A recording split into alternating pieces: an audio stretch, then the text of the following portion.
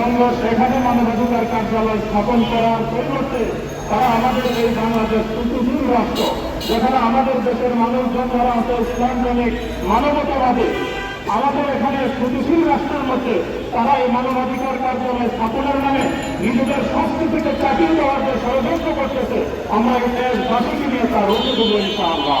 কারণ আমাদের এই দেশের মানবাধিকার স্থাপনের জন্য জাতিসংঘের প্রয়োজন নেই। আমরা জানি বিগত ব্রিটিশ সরকার 16 বছরে যখন মানবাধিকার লঙ্ঘন করেছে, এই মানবাধিকার লঙ্ঘনকারী হাসিনা সরকারকে উৎখাতের জন্য আমাদের জাতিসংঘের প্রয়োজন হয় নাই। বরং এই দেশের মানুষে তাদের অধিকারকে আদায় করে নিয়েছে, মানুষের অধিকার প্রতিষ্ঠার জন্য পাশে দাঁড়িয়েছে। এখানে আমাদের জাতিসংঘের প্রয়োজন নাই।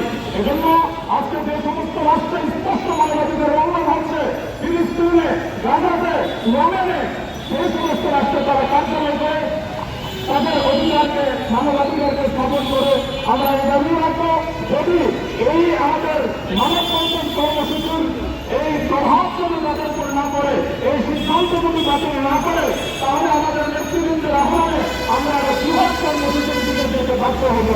আমরা সবাইকে সবসময় আমাদের পাশে চাই। আল্লাহ তাআলা আমাদের সবাইকে তৌফিক দান করুন।